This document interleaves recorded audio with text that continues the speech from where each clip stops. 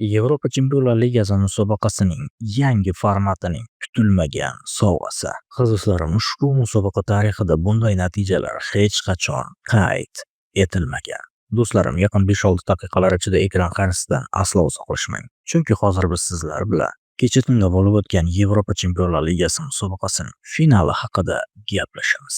Va albatta do'stlarim, bosh homiyimizning manzili kommentariyada bo'ladi. Agar siz yangi mijoz bo'lsangiz va bizning kanalimiz orqali ro'yxatdan o'tadigan bo'lsangiz, 5 million so'm bonus puli ham sizga o'sha zahotiyoq taqdim etiladi. Eslatib o'taman, omad manzili ushbu videorolikning kommentariyasida qoldiriladi.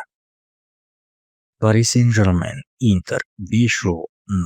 Ha do'stlarim, 5-0. Futbol tarixida, kechirasizlar, futbol tarixida emas, Yevropa Chempionlar Ligasi musobaqasi finalida bunday natija qayd etilmagan. Finalda hali hech qaysi jamoa raqiblar darvozasiga javobsiz 5 ta to'p kiritmagan va Inter kabi finalda o'z darvozasidan 5 ta olib chiqmagan. Ushbu bahsdan oldin albatta Inter klubi outsider, Paris Saint-Germain esa favorit maqomida yetib kelishgandi va katta ehtimol bilan Paris Saint-Germain klubining chempion bo'lishi bashorat qilingandi. Lekin mantiqan o'ylab qaralsa, Inter klubi ham ushbu musobaqada katta tajribaga ega bo'lganligi sababli ulardan ko'proq narsa kutilgandi. Lekin yakunda esa Inter klubi xuddi qassobning qo'liga oyoq-qo'llari bog'langan holda olib kelingan qo'y kabi jon berdi-yu qo'ydi.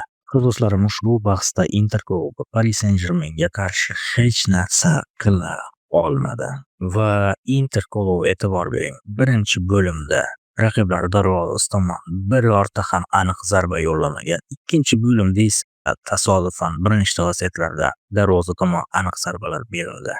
E'tibor bering, Paris Saint-Germain klubi Inter darvozasi tomon naq 23 marotaba zarba bergan. Interda esa bu ko'rsatkich bor-yo'q 2 ta, 23 ga 2 va shu sababli tablodagi hisob ham 5-0.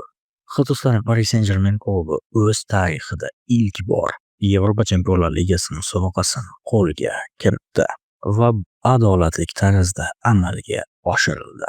Interning Paris Saint-Germain kabi kuchli emasligini, ya'ni ayni vaqtda kuchli emasligini inobatga olib, ularni outsider hisoblagan bo'lsak-da, lekin ushbu jamoaning tajribasiga tayangan holda ulardan baribir ko'p narsa kutgandik. Aftidan do'stlarim, Interning ushbu mavsumda eng katta bajargan ishi bu Barselona klubini to'xtatishi bo'ldi, xolos. Chunki e'tibor bering, bundan ro'pararosa 1 oy oldin, ya'ni aprel oyida treble qayd etishga da'vogar bo'lgan jamoa 1 oy ichida deyarli barcha sovrinlardan mahrum bo'ldi.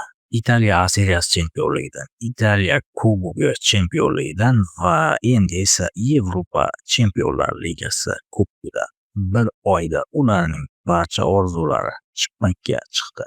Final bahsiga keladigan bo'lsak esa, aynan ushbu finalda Interga degan narsaning o'zi bo'ladi. Chunki bahsning 20-daqiqasidayoq kim chempion bo'lishi aniq bo'lib bo'lgandi.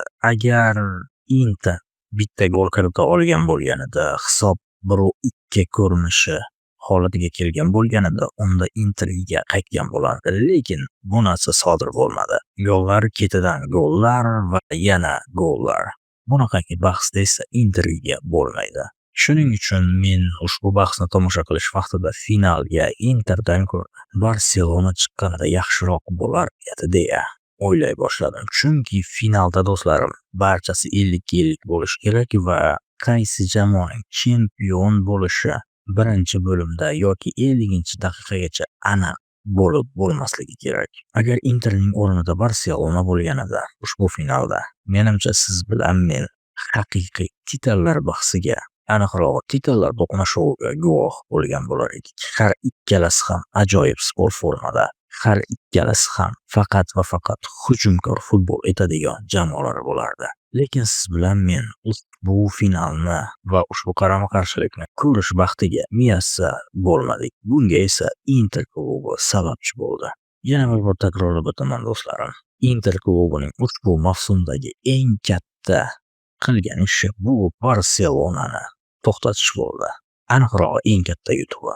Shu o'rinda do'stlarim, Paris Saint-Germain klubini alohida tabriklab o'tmasak bo'lmaydi. Chunki e'tibor bering, ushbu jamoa o'z tarixida ilk bor Yevropa Chempionlar Ligasida zafar quchmoqda va 5-0 hisobida. Bu esa tarixda qayd etilmagan natija. Va shu bilan birgalikda e'tibor bering, Paris Saint-Germain champion bo'lish uchun Messini, Neymarni, Serxio Ramosni, Angel Di Mariani va Kylian Mbappelarni ketkazib yuborishi kerak bo'ldi. Ha do'stlarim, super yulduzlarsiz ushbu musobaqani qo'lga kiritish osonroq ekan. Shu o'rinda Paris Saint-Germain klubi bosh murabbiyi Luis Enriqueni ham alohida tabriklab o'tishimiz kerak, chunki ushbu mutaxassis ikki xil jamoa bilan triple qayd etgan ikkinchi mutaxassisga aylandi. Bunday natija oldin Guardiolada bor edi, endi esa Luis Enriqueda ham. E'tibor berayotgan bo'lsangiz, har ikkala mutaxassis ham Barselona tarbiyalanuvchisi hisoblanadi. Do'stlarim, yana bir bor chempionlik bilan Paris Saint-Germain muxlislarini tabriklab qolamiz.